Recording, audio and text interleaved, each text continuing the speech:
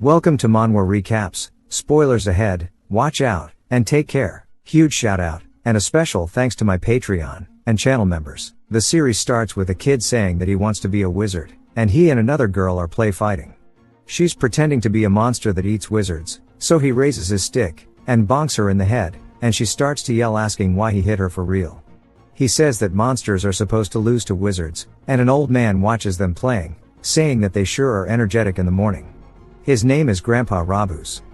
The boy asks what he needs to do to become a wizard, and Rabus says that he can't just become one when he wants to.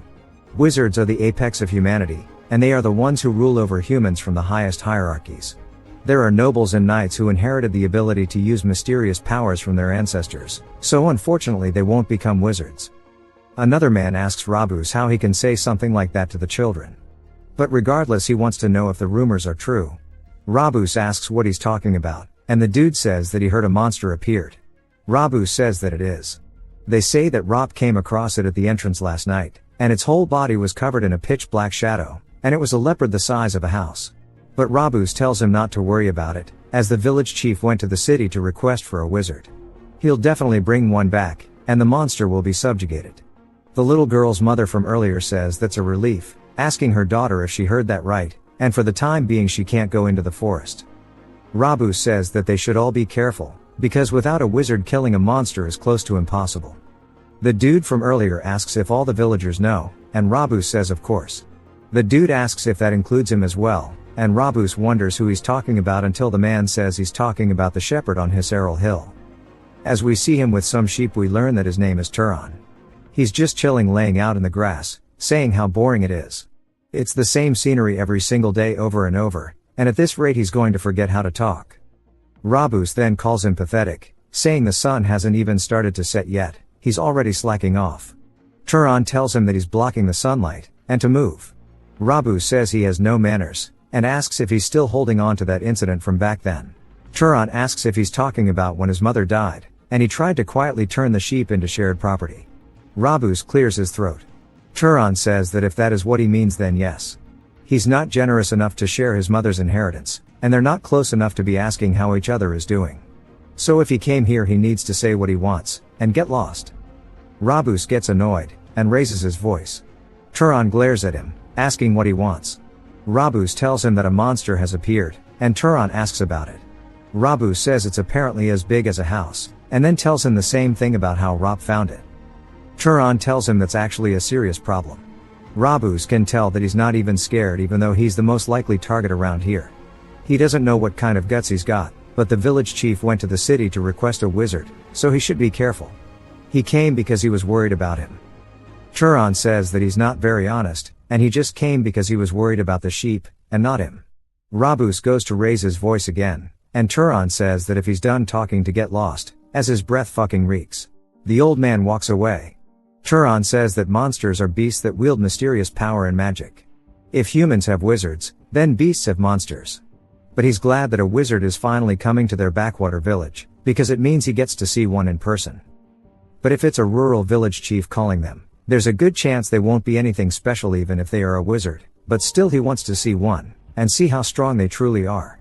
His nose starts to catch a whiff of something, and he recognizes the smell as it's none other than blood. He heads down into the forest, and follows the scent. He says that he's sure it's this way. As he gets closer, he looks down, seeing Rabus ripped into literal chunks on the floor.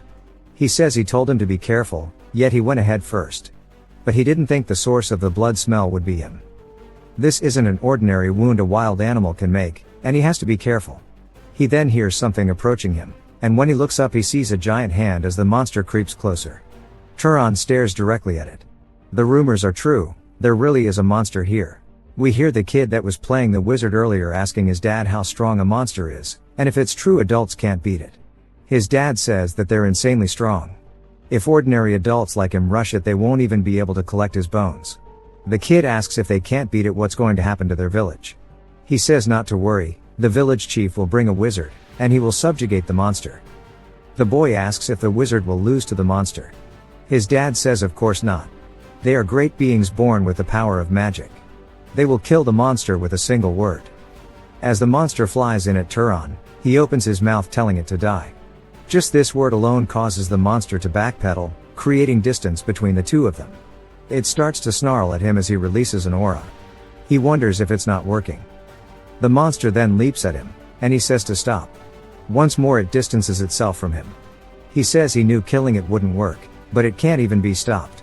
It comes in for an attack, this time straight towards where he is standing, but only hits the ground, then turns, seeing Turon off on his side. Turon says if that's the case. As he reaches into his coat he pulls out a rock, saying that a shepherd should do what a shepherd does best. The monster readies another attack. He fortifies the stone by telling it to harden, and puts it in his sling. His eyes start to glow golden, and he tells it to become faster as he swirls it. As the monster charges in, he takes a step forward, telling it to pierce through. When he does, it sounds like it breaks the sound barrier multiple times. It's like some David vs. Goliath shit as he throws the rock straight towards the monster, piercing through its skull. But we see it actually go all the way through its body. At least that's what it looks like. As the blood's flying, we see it only grazed it. The monster then dashes off the ground, shattering it beneath it, reaching straight towards Turon. He says that it's actually aiming for the head. The rock in the air stops. It begins to twirl, and homes straight towards the back of the thing's skull, blowing it smooth off. As it eventually comes to a stop, Turon says this is his first time using it on a monster, and maybe he should toss it into some valley or something. But those village bastards sure put him to work. He explains that he actually is a wizard. He realized its special abilities 8 years ago when he was 10. As he tried to show his mother, making multiple things float, she came in, dropping her can onto the floor. He told her that he can even make fire, and wind. The memories of this day are still clear in his mind as she yells, telling him to stop it. It was the first, and last time his mother got mad at him. He asks what's wrong, and she says he needs to come, and have a chat with her. She asks him if he wants to live with her for a long time, and he says he does.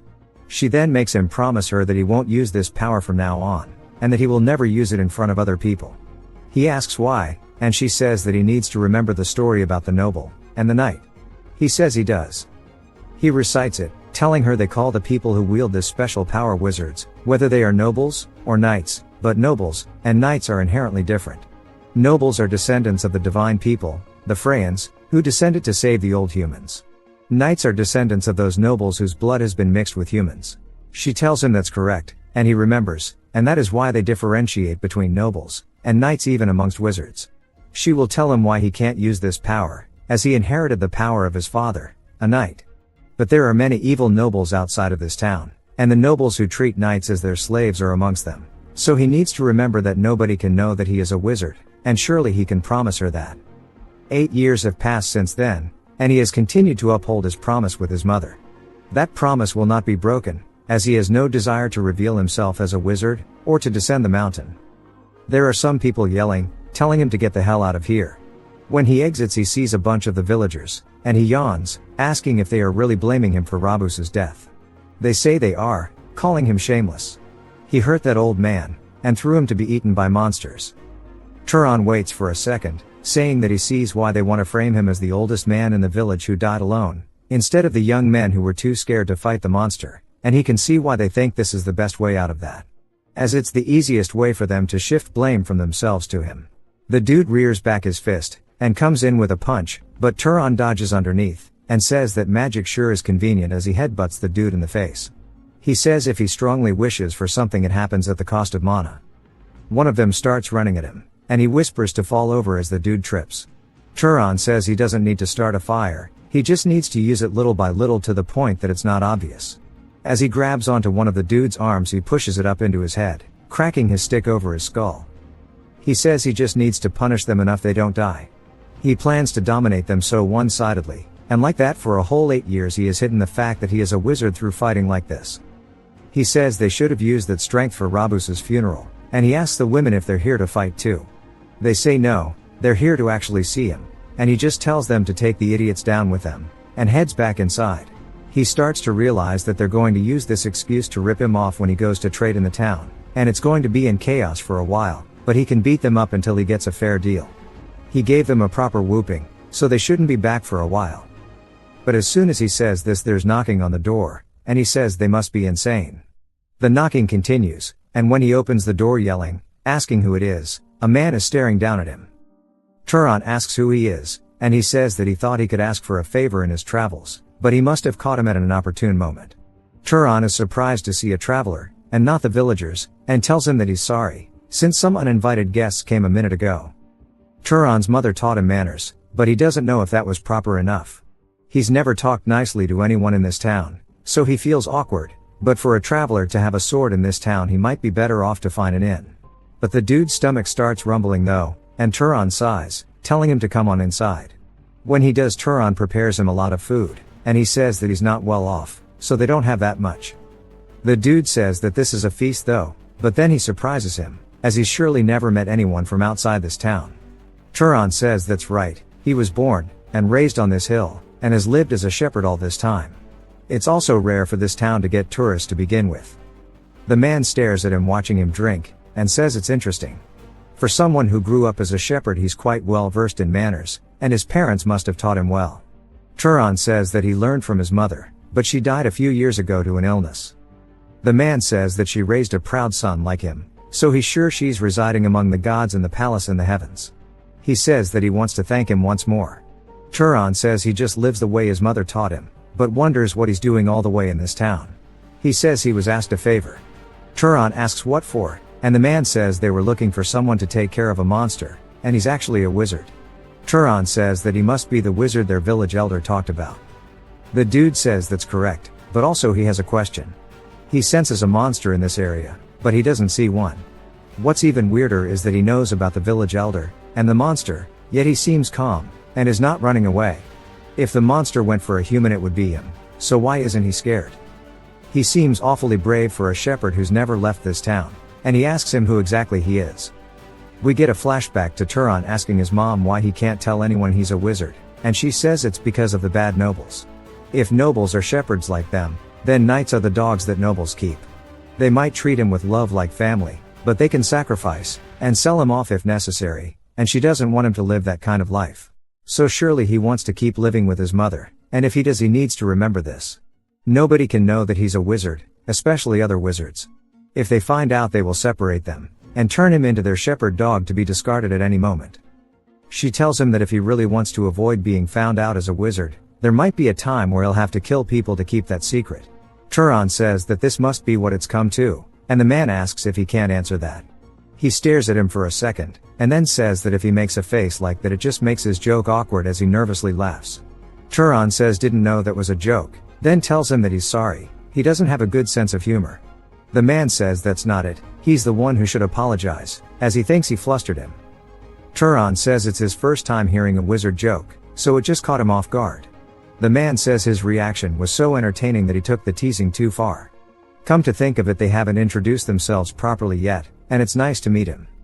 We finally learn that the old man's name is Kaorn. Turan says that he should have introduced himself too, and he does so, telling him he's a shepherd.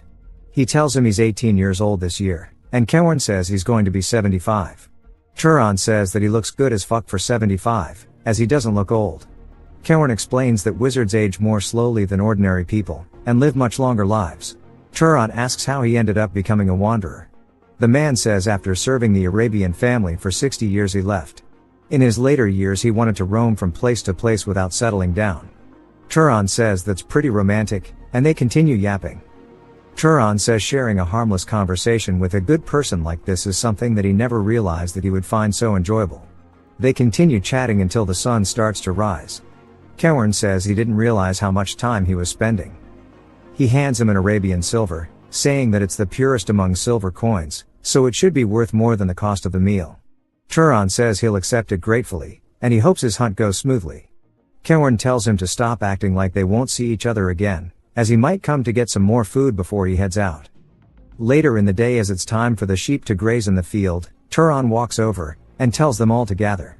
They look at him before walking towards him, and he says it's the first time he's met another wizard. More than that, how long has it been since he had a conversation that felt this comfortable? The ease and humor that naturally seeped into his way of speaking was more than any adult he's ever met in his life. He was a really good person, as he came back with a wolf too.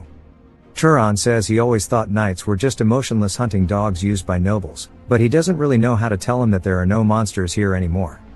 As Kaorn walks around, he says this is strange. There are traces of a battle, but he can't feel a monster's presence. He looks up, seeing the rock from Turon sling in a tree, and wonders if the monster was already killed, but who in the world would have done that? He says maybe if the village chief left it to another wizard besides him? But either way it's a relief, because someone killed the monster, and made things safe, that's all that matters. He then senses something, and turns around, and when he does so we see the monster from last time walking towards him with its face ripped apart.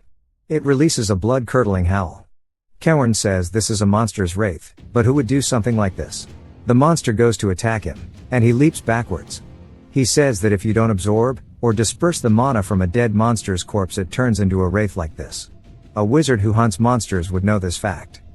As he leaps up high into the air he says the one who killed this monster was definitely a wizard, so why did they leave it to become a wraith? Maybe they didn't know that it becomes one if you don't absorb the mana. But a novice knight who doesn't even know something that basic could not have killed a monster like this in the first place. He wonders if they had some other intention, but either way he needs to destroy it. As he starts to draw back a bow made of sheer lightning he launches the arrow forward, but the magic just disperses as soon as it comes into contact with the monster. Cowan asks if that means the monster's mana is way more than his, and then he watches it disappear in an instant into the floor. He says that it might be trying to counter magic with magic, and wonders where it could have gone. We see it starting to appear from his shadow, and looming over top. It swings down, striking against his arm. We see blood flying. He says that this is not a level a mere knight can contend with. At the very least you need to be a lower ranked noble to have a chance. As it sends him flying backwards he says that he didn't think he'd run into a monster wraith of this caliber in some remote village, and you really never know what life will throw at you. The monster continues to change its shape into a more grotesque form, and he says this is as far as he goes. But he's not going to die obediently, and even if he does die he'll take this monster with him. He plans to concentrate all the mana into his hand, because if he stabs it directly the moment it lunges at him he might have a chance. The beast rears back its fist, but so does Cowan as they begin charging directly at one another. We see something bright off in the forest as it flies in. It blows a giant hole through the monster. Cowan stares at it, baffled, as the monster falls back down onto the floor. Turon asks if he's alright. Cowan says that a shepherd's joke is pretty crazy too, but he's just surprised to see him, and he didn't know that he was a wizard. Then asks why he didn't tell him. Turon thinks about it, and then Cowan says he would rather change the question. He asks why he helped him just now, as he could have just walked away. Turon says that it's simple. He recalls the other night when Cowan brought him a dead wolf. He asked why he went so far. Cowan wonders what he was talking about. Turon says that he doesn't know what the village chief promised him, but with his skill he feels like he could earn a lot more money, more comfortably by doing other things. Cowan says they're pitiful people. Turon asks how, and Cowan says living out here on the frontier trembling in fear without even basic protection. Turon says that's not his fault though, and Cowan says by nature a wizard is someone who inherited the power of a god. If so, then they should live with the pride of protecting powerless commoners. But not every wizard thinks the way he does. Everyone has their own thoughts, and their own way of living. Turon smiles, and tells him exactly that. The monster then raises up, going for another attack. Cowan tells him to listen carefully. It's not a level they can handle, and it's a monster you can't fight unless you're at least a noble. So he should go, and tell the village chief this immediately, then help them evacuate, as he'll hold it off here. As the monster now has a giant green eye staring at them, Cowan says that he talked big, but he doesn't know if he can last long. Turon tells him that it's fine. As if that attack landed just now he thinks it'll be okay. Cowan asks what he's talking about, and if maybe that wasn't his full strength. He says that he didn't think a young knight hiding on the mountains could hunt a wraith that even nobles would have to deal with. He realizes what he's seeing right now isn't just some small connection he happened to make in a rural village, nor is it the reckless bravado of a young knight who ran from nobles. As the scene before his eyes was imprinted in his memory, this was the beginning of a wizard who will turn the world upside down. Turon says that he was actually curious about what his limits truly are. Cowan says he won't allow him to do it. No matter how outstanding his talent is, this thing is a tough opponent, so they need to join forces. He goes to strike at Cowan, but an attack sends it flying backwards. Cowan realizes he'd only get in the way, as he couldn't even react to that last attack. At this moment he's not of any help.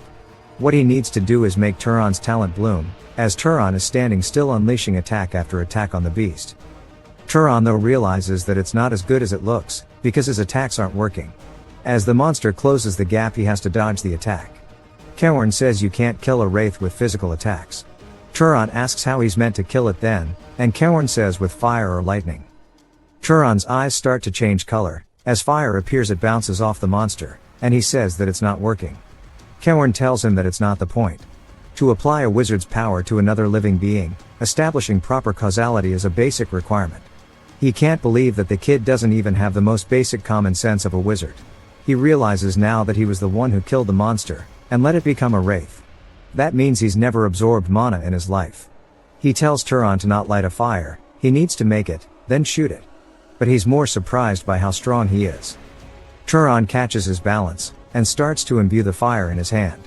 Kaorn explains that if you're a wizard making fire isn't difficult, but controlling it requires separate training.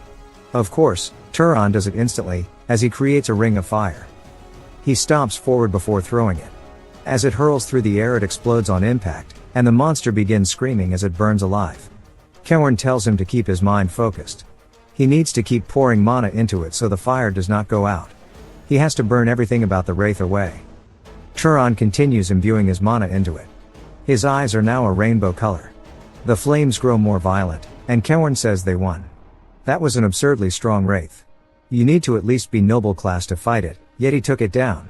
Turon asks if it's finally over now, but Kaorn can't believe that a shepherd from the mountains did this. He says that if he doesn't want to meet another wraith, then to absorb the mana first. Turon asks how, and Kaorn says he should imagine himself draining something into him. Turon says okay, and puts his hand there, and focuses, as a green aura starts to emanate from the monster, and flies into his hand. Even changing his eye color a bit, as it starts to circulate throughout his entire body.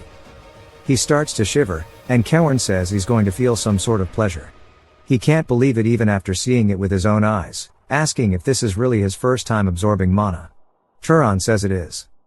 Kaorn says after one's first awakening, mana grows slowly with age. The best way to grow is to kill monsters or wizards, and absorb their mana. But this was his first time doing it, yet he's already able to handle magic at that level, meaning his innate potential is on a different league. Which means this young man must be a noble. Kaorn apologizes for being rude to him, asking which house he belongs to. Turon then tells him it's not like that, as he needs to wipe his blood off first. Back inside his house we see him in a sling, and Kaorn once more says he's sorry for the rudeness. For him to make someone so esteemed as himself do something like this he can only apologize.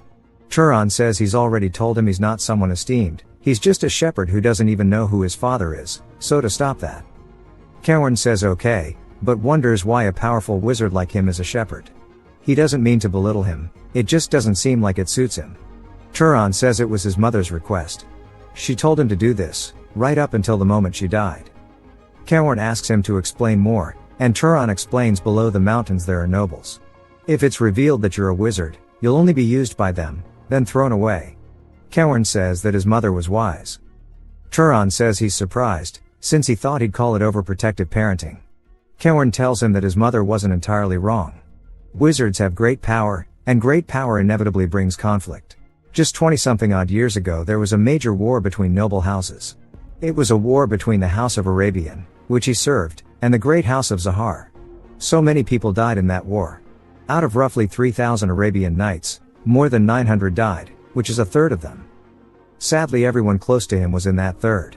His friend Denver, who always said he'd open a laundry shop once the war ended. His teacher Hartman, who scolded him, saying he had much to learn. Also his beloved wife, and son, were all massacred by House Zahar, and he alone survived. That's why his mother was right to an extent. A knight's life can easily vanish, and is more meaningless than even a commoner's. But one thing she was wrong about was his aptitude. It's embarrassing to say this while he's in such a state, but he's a knight with fairly good skill, yet he easily destroyed that monster wraith that even he couldn't bring down. His potential is not merely that of a knight. At a minimum he is noble level, and among them at least upper tier aptitude. Turon says his mother told him his father was a knight, asking if that's a lie.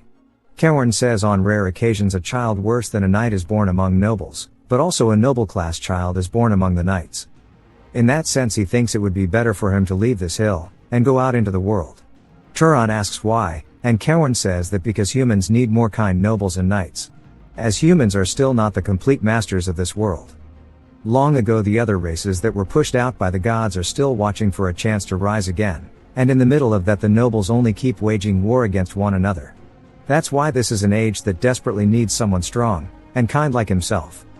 More than anything, surely he's not satisfied living as a shepherd. Turon looks over at him, and then asks what he could even gain by going down the mountain. Cowern says that depends on what he wants. Wealth, fame, authority, family, or friendship. Any of that is hard to obtain here. He tells him to try imagining it.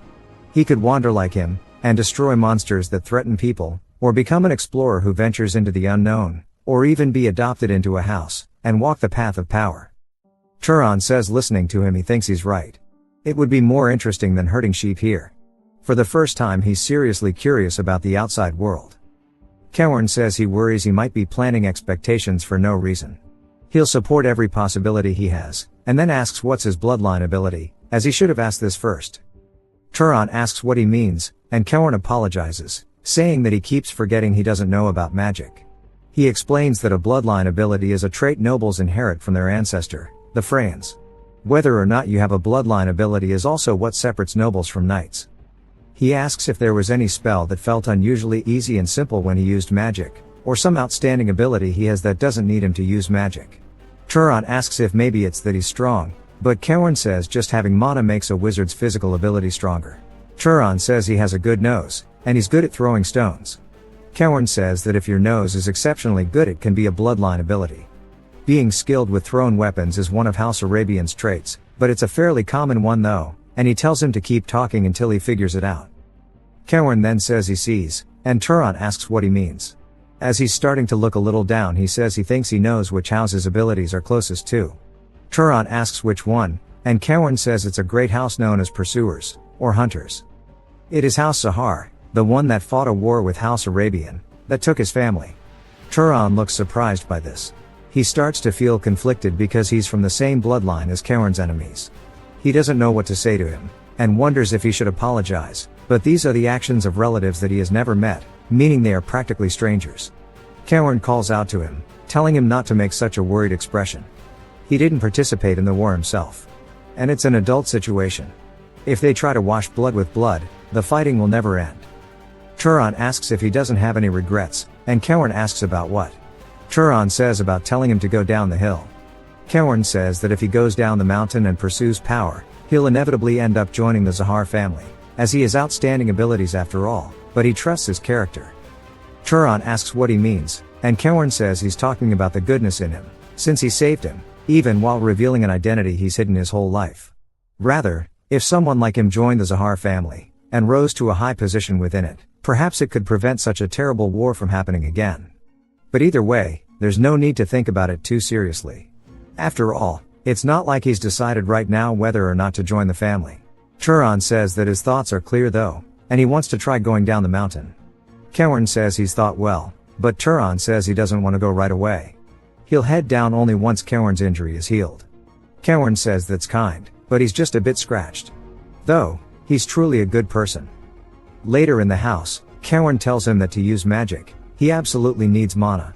That is why mana is commonly called the key to omnipotence. Turon asks about it, and Cowern says that it's not a truly omnipotent power as the name suggests, but to use magic, you need mana that matches it. Turon asks what the standard for mana that matches magic is. Cowern tells him he'll explain that right now. The difficulty of magic is largely determined by three factors. First is bloodline, second is affinity, and third is causality. The first one, bloodline, is determined by the bloodline you're born with. That applies to most nobles who are not knights. For example, it'd be difficult for him to heal his wounds with magic. And he asks if he's wrong. Turon says he isn't. Cowern explains that, but for the Revista bloodline from the south, it's something that they can do even without training. That's a power that comes from bloodline. Turon asks about affinity. Cowern says you can think of it as familiarity. It's the concept that a mage can more easily perform tasks that they are used to, or prefer. Turon says that's like how he made a fireball as if he was throwing a rock. Cowern says that's correct. Probably if he had simply made flames, he wouldn't have achieved that speed or firepower. The last one is the most important, which is causality. Even he doesn't fully understand it. He asks what would happen if he tried to kill him directly using mana. Turon says probably some light would shine from his head, and that would be it. Kaorn says that's exactly the phenomenon that occurs from a lack of causality. When there's no appropriate cause for a desired outcome, and when what needs to be achieved is excessively difficult, that's when this applies. Turon says that he thinks he understands what causality is a bit. If he wanted to kill him, rather than spending mana wishing for death, he would need to provide a cause of death, like creating and shooting flames. Kaorn struggled to make the water boil, but Turon did it with relative ease. He says it's because creating and shooting fire is more natural than directly lighting one. Kaorn says exactly. He could have become a scholar instead of a mage. Turon says that he can control ordinary animals as he wishes, so why is it that magical beasts need something like that? Kaorn tells him it's because of their mana. They continue talking, as one of the sheep is eavesdropping. Turon tells him that magic sure isn't easy. Kaorn says that an excellent mage knows not just how to use mana, but the principles, and situations behind it as well. Turon says now that he thinks about it, he wants to know if the Zahar bloodline also has special magic. Kaorn tells him that they're skilled in stealth, and tracking, and he should try it once. Turon says okay, and he says that he doesn't want to be seen by others, and he wishes neither sound nor smell could be detected. He starts to fade out, asking if it worked, and Kaorn stands there speechless, seeing nothing in front of him. He says that he succeeded because he can't see him anymore. He audibly gulps as he stares in front of him at the blank room. Turon slowly comes back to his sight, and Kaorn says it's been a while since he's seen it, but it's still a frightening ability. During the war, the Arabian Knights feared that ability most. Turon says this seems like an unfairly powerful ability, and Kaorn tells him that it's not invincible, and he'll teach him a few magic training methods. Turon says that he's being too friendly to an enemy family's mage, and Kaorn reminds him that he saved his life, and treated him, and he already told him that he trusts his character. Later, some ugly bald dude is asking if he's really selling the sheep, and leaving, because if he does, who's going to do the shepherding from now on? And he asks how he can decide something like that without consulting them.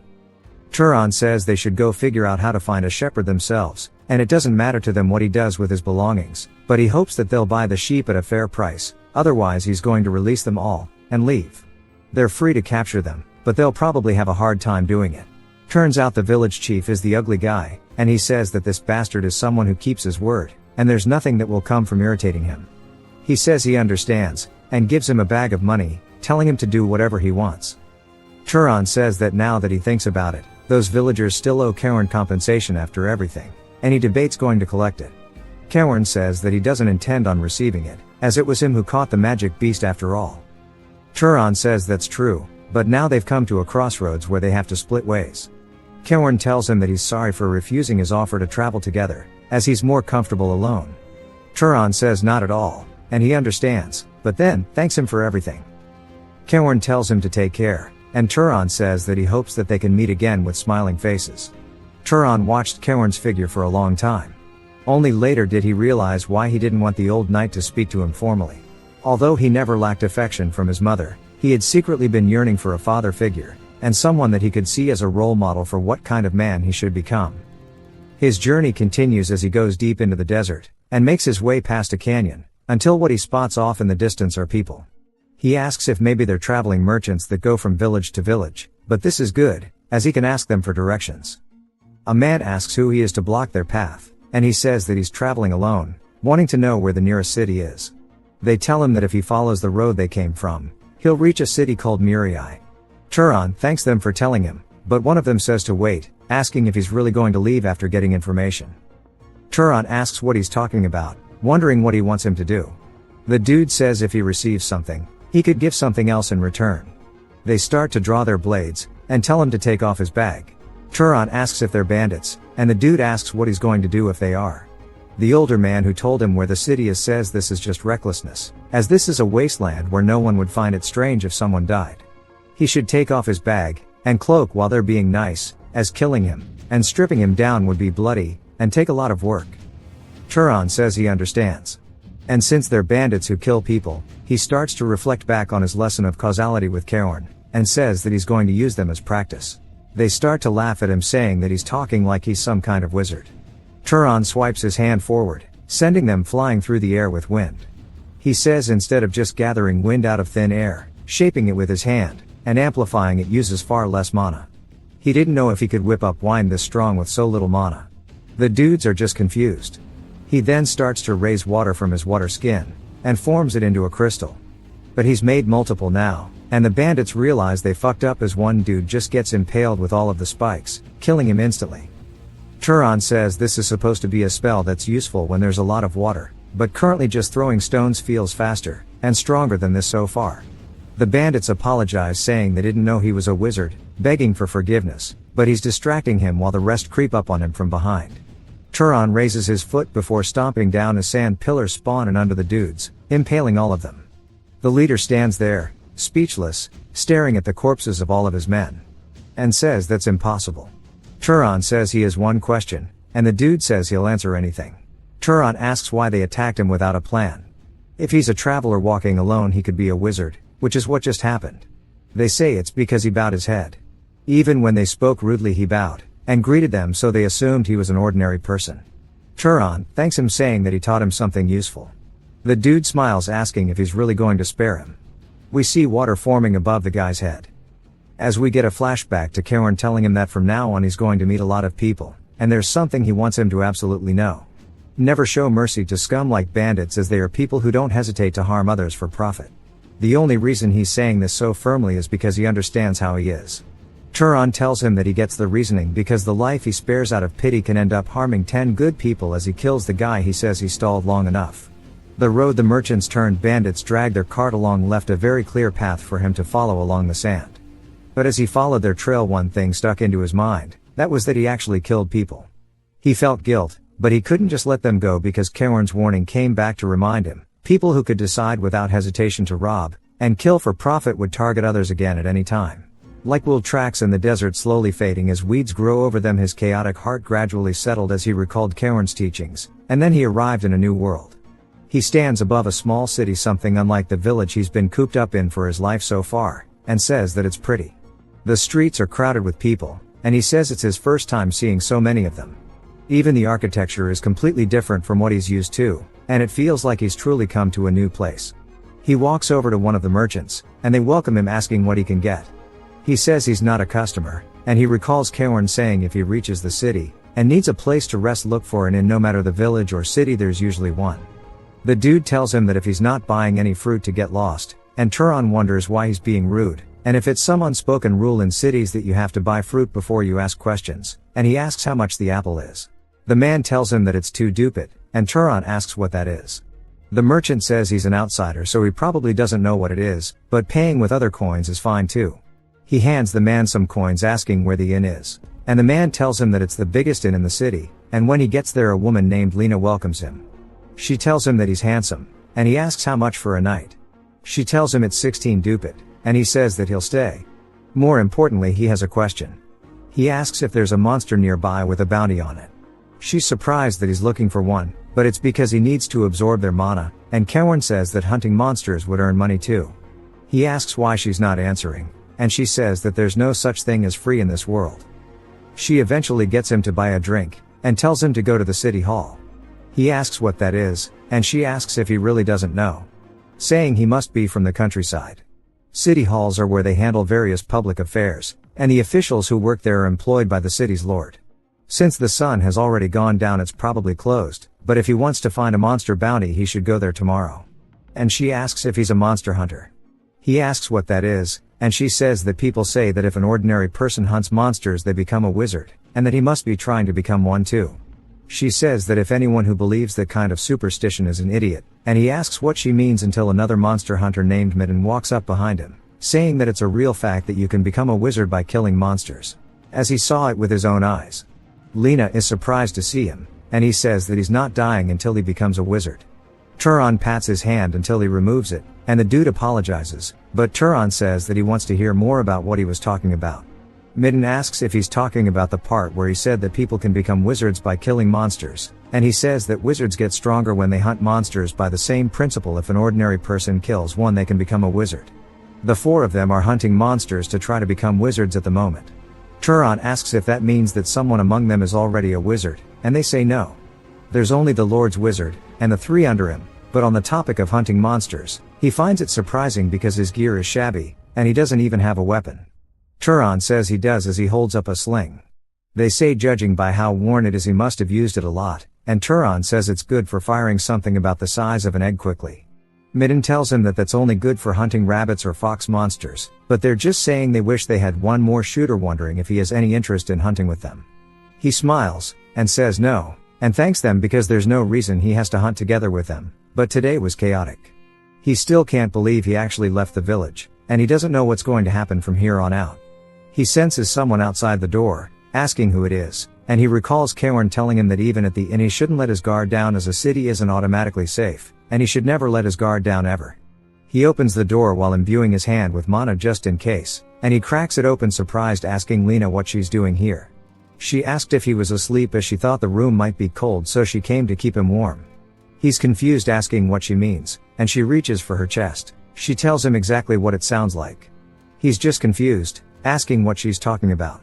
She says for a small amount of money she'll do whatever he wants. He asks what she'll do if there's nothing he wants, and she tells him not to lie. She can tell just by looking at his face. Then Bro turns into the Buddha himself.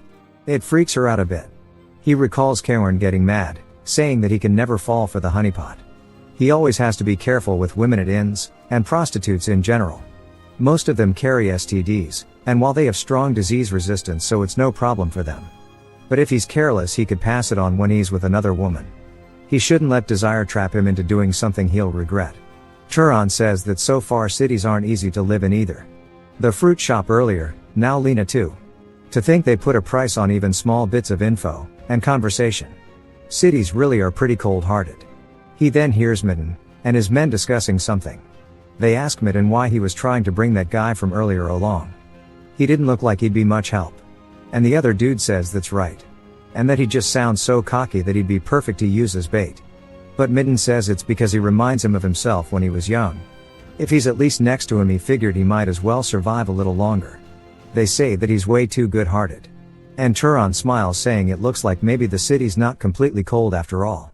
Sometime later he heads to City Hall, and a man asks if he can help him. Turan asks if he's an official, and he says of course, asking what else he looks like. Turan tells him he came to hunt monsters, and the dude's confused. He recalls Kaorn telling him previously that the world would not be kind to him. If he thinks about it the other way around, there's no reason it has to be kind. If he wants people to treat him kindly, the method is simple. He needs to reveal that he's a wizard, and ordinary people will bow their heads. The official hands him a paper saying that he can't take it with him, so he needs to look and hand it back. Turan asks if it's a crow monster, and the dude jokingly asks if it looks like a cat or something. And it's unlikely, but if he kills a monster he has to bring it to the city because it needs a wizard to disperse the mana so it doesn't become a wraith. If he kills a monster, and leaves it abandoned under city law, the penalty is execution. Turan says he knows this, and he knows what happens when a monster becomes a wraith, and he can't repeat the same mistake. Turan then asks if knights don't hunt monsters, and the official says that they're not people with time to spare. As a knight's job is to maintain public order in the city, and hunting monsters outside the city is something for thugs like him to handle. Turan leaves, and the official says that another corpse is going to pile up outside the city. But later we see the monster dead as it has a giant hole in its chest. And everybody's surprised, saying this can't be. And they ask him how he brought it back so fast. This thing is so damn small, I thought it was a giant. They ask if he killed it alone, and he said that he did. Asking if he can receive the reward for killing it. The official says that they'll give it to him, and hands him a bag telling him to go get some rest. They talk about how incredible it is because even its wings are still intact. And if it's possible to bring back a blade crow in this condition. The official thinks about it, and looks over asking Turan why he's still here. Turan asks if there's any other monsters worth hunting. And they ask if he's really planning to go hunt more. Later in the inn, Lena's telling him that these are the most expensive items on their menu. And she never dreamed that someone like him could defeat 30 monsters in just 3 days. Guess there's been a bit of a time skip. She says he must have made a lot of money. And he says that money isn't his only goal. More precisely, the goal is the monster's mana. Thanks to that, he's definitely gotten stronger. And compared to when he met Kaorn, his mana has increased several fold. So he can feel a limit. With only weak monsters' mana, it's going to be hard to get any stronger. He then tells Lena he has a question. She asks what it is. And he asks if she took a bite of this. She reminds him that he ate it all by himself. But even though he's skinny, he can definitely eat. The chef says he made it for the first time in a while, so he's happy he enjoyed it. Turan says it was delicious. And as he goes to leave, one of Midden's men grabs him by the coat. asking if he's really eating something so tasty by himself. And they make fun of him, saying they've heard that he's made a lot of money, and that he should give some charity to his partners. Turan hits him in the face, and the dude stumbles backwards. Turan says that he thought he wanted some charity. And the dude gets pissed, and swings at him. Turan dodges, and backhands him, sending him falling backwards. The next one runs in carrying a chair, and swings, but Turan blocks it, before raising his hand, and flicks him in the forehead. Lena gets pissed, and yells telling them to stop fighting in the end. Later Midden apologizes saying he gave them a proper scolding, as this will never happen again. And they've been tight on money lately. And they just got jealous when they saw him. And he tells the other two dipshits to apologize. Turan asks if things are that hard. And he says they've just been limited. In 3 days he doesn't think they'll be able to pay the room fee. But that's their problem. Turan then hands him a bag of money telling him to take it. Midden asks why. And Turan says this is repayment for the kindness he showed before when he said that he was worried, and tried to bring him along. Midden asks how he knew about that. And Turan says there's no such thing as free. And he needs to give him some info in return. Midden laughs saying that info is what he's best at. And he had to tell him everything he knows. Later outside the town, Turan looks at it saying this might be his last hunt in the city. Midden gave him info about the next one. So it's about time he left for there. There was a lot more useful info than he expected. And Midden is a great person. He doesn't feel as seasoned as Kaorn. But that just makes him purer, and kinder. He then senses something, and recognizes the smell, saying he hopes his hunch is wrong. As he heads into the woods, he sees marks on a tree, and looks over spotting one of the dipshits he fought in the bar. Cut across the chest bleeding out. My bad bro's already dead. But he knows that he's from Midden's group. He then looks over, and spots Midden's corpse, and the coins on the ground. And Turan just wonders what happened to him. One of the dudes is still alive though, and tries speaking until he gets the word rabbit out. Turan asks about it, and we see the rabbit with blood on its mouth still eating one of the men. And Turan spots it too. It stares at him with its evil little demonic eyes. And Turan stands up before it leaps at him. He dodges, but it breaks the tree behind him, and he says that shit is fast. He actually almost got hit by it. He twirls his sling, and raises it into the air before firing it out as it soars through the air. We see there's actually multiple rocks as all three fly in towards the rabbit. It's fast enough to deflect, and block them. He says that this one's used to defending against thrown weapon techniques. It readies itself before dashing for him once more. And it's surprised to see him completely vanish in front of it. It comes to a standstill, and Turan appears behind it with a dagger in hand. He stabs it directly in the throat causing it to scream, and then he jumps backward to distance himself before going invisible yet again. It leaps directly where he was standing, coming into contact with the tree, splitting it in half. It continues wildly swinging, trying to do everything it can to find him. The forest begins falling over one tree after the other until the rabbit gets frustrated, and screams into the air. It begins bleeding out before falling over onto the floor. Bro got rage-baited to death.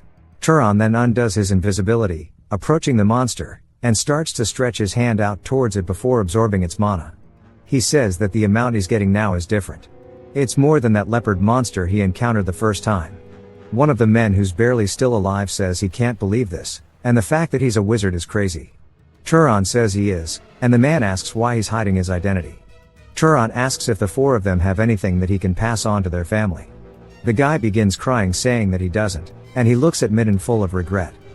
We get a flashback to Midden telling Turan that there's a great city nearby called Orem, and it has a place called a library. Turan asks what that is, and he tells him that it has thousands of books. Then tells Turan at the moment he said books, he looked fully interested. Turan asks if he does, and Midden says that he heard not just anyone gets into the library. Turan asks how he's meant to get in then, and he tells him that apparently only wizards are allowed in. Turan says he sees, and he tells him that he's decided. Midden asks about what, and Turan says he's going to go to that great city he mentioned. Later we see him after having buried them. He says he's happy there, and walks away. Some time later we see him standing in line. He says he's almost embarrassed that he was shocked by the small city of Murai as he's now standing before Orem.